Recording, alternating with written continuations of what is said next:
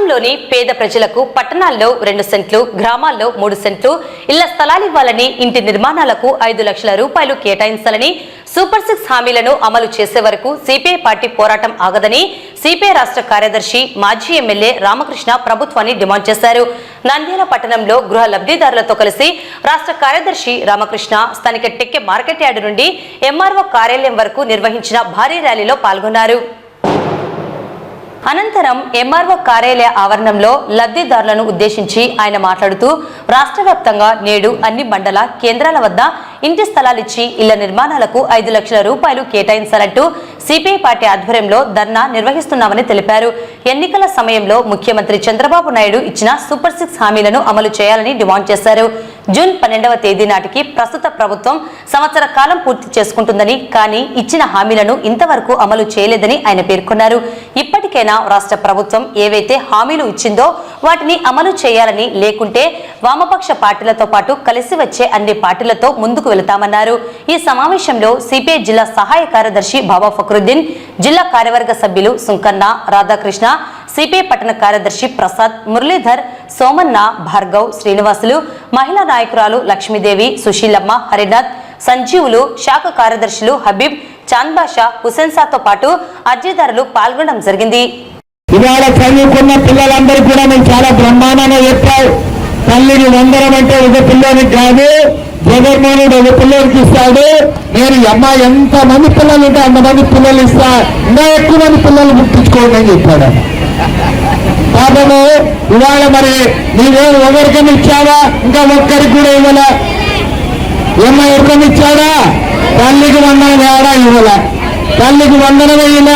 పైగా మళ్ళీ బస్సు అన్నాడు, బస్సుగా ఇవ్వాల, ఇస్తానంటా ఉన్నాడు. ఫ్రీ బస్ అన్నాడు. ప్రతి రోజు మీకు గుర్తుండే చాలా మంది మర్చిపోయారు. ప్రతి నెల ఒక్కొక్క మహిళకు నెలకు 1500 రూపాయలు ఇస్తానన్నాడు. అది అసలే ఇవ్వాల, దాన్ని మర్చిపోయినాడు. దాని గురించి మాట్లాడు, ఏమీ చేయలే. తర్వాత చదువుకున్న వాళ్ళందరూ కూడా, విద్యావంతులు యువకులందరూ కూడా చెప్పాడు, ఎవరైతే నిరుద్యోగులు ఉన్నారో మీరందరూ బాధపడద్దండి, మీకు ప్రతి ఒక్కరికి నెలకు 3000 రూపాయలు నిరుద్యోగ భృతి ఇస్తా అన్నాడు. కానీ ఎక్కడ నిరుద్యోగ భృతి ఇవ్వాలా, నిరుద్యోగం ఎంతమంది ఉన్నారో చెప్పలా, ఎవరికి ఇస్తానని కూడా చెప్పలా.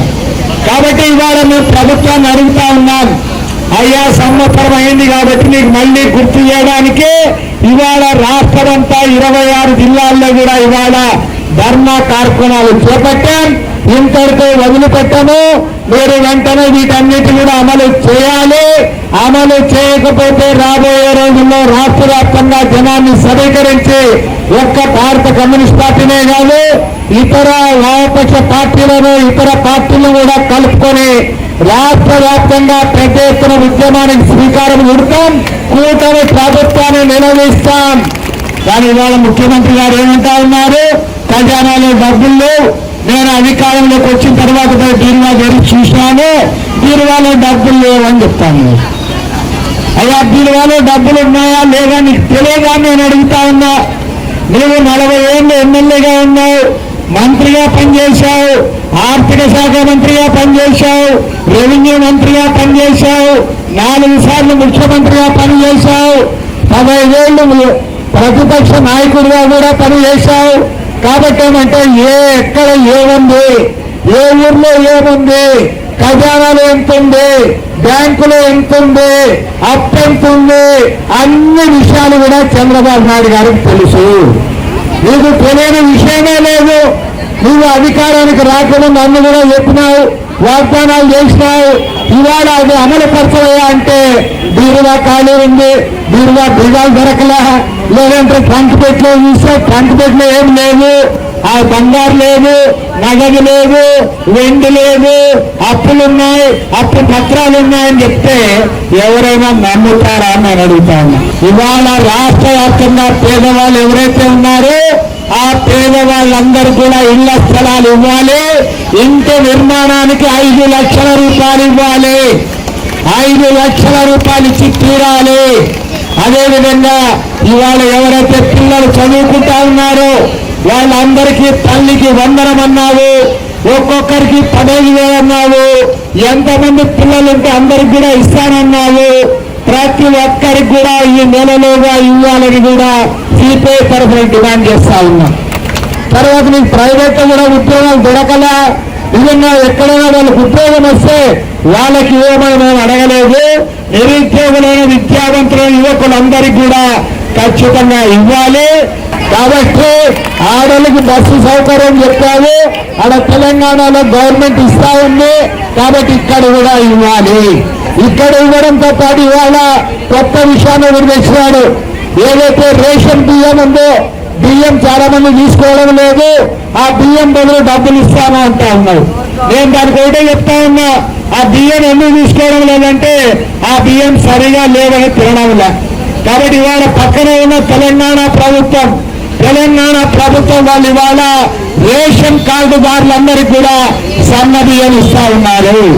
కాబట్టి రేషన్ కార్డుకు తెలంగాణ ప్రభుత్వం ఏ రకంగా సన్న బియ్యం ఇస్తా ఉన్నారు, అదే రకంగా ఇక్కడ కూడా అందరికి కూడా సన్న బియ్యం ఇవ్వాలని కూడా కోరుతా ఉన్నాం.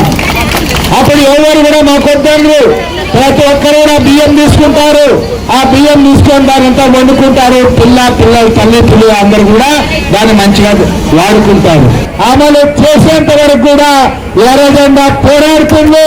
ఆ పోరాటంలో మీరందరూ కూడా కలిసి రావాలని కోరుతా ఇవాళ రాష్ట్ర వ్యాప్తంగా దాదాపు మండల కార్యాలయాలు అన్ని చోట్ల కూడా పెద్ద ఎత్తున మన వాళ్ళు ధర్నాలు చేశారు.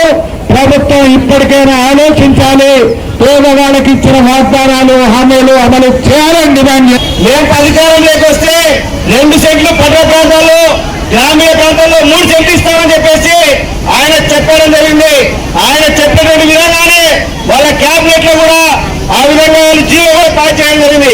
మనమందరం కూడా అన్ని నంద్యాల టౌన్ లో ఉన్నటువంటి అన్ని సచివాలయాల్లో కూడా మన 2648 మంది అప్లై కూడా చేసుకోవడం జరిగింది. మాకందరూ కూడా కావాలని. కాబట్టి ప్రభుత్వం వెంటనే ఈరోజు రాష్ట్ర ప్రభుత్వం ఏమైతే చేసిందో వాటిని అమలు చేయాలని ఈ నంద్యాల టౌన్ లో గత 5 ఏళ్లలో ఒక్కరికి కూడా ఒక పట్టా ఇవ్వలేదు. ఇప్పుడు కూడా పట్టా ఇవ్వాలని గౌరవ రాష్ట్ర కార్యదర్శి ద్వారా చంద్రబాబు నాయుడు గారి దృష్టికి తీసుకుపోయి ఈరోజు వేల మంది మన అర్జీలు ఇచ్చినప్పుడు మనల్ని కూడా చాలా మంది వచ్చారు. కాబట్టి ఇప్పుడు తక్కువ ఖచ్చితంగా ఈ నంద్యాల టౌన్ లో ఇక్కడ మంత్రి గారు సీనియర్ శాసనసభ్యులు సీనియర్ మంత్రి గారు కూడా ఆయన కూడా తెలియజేశాం. ఇక్కడ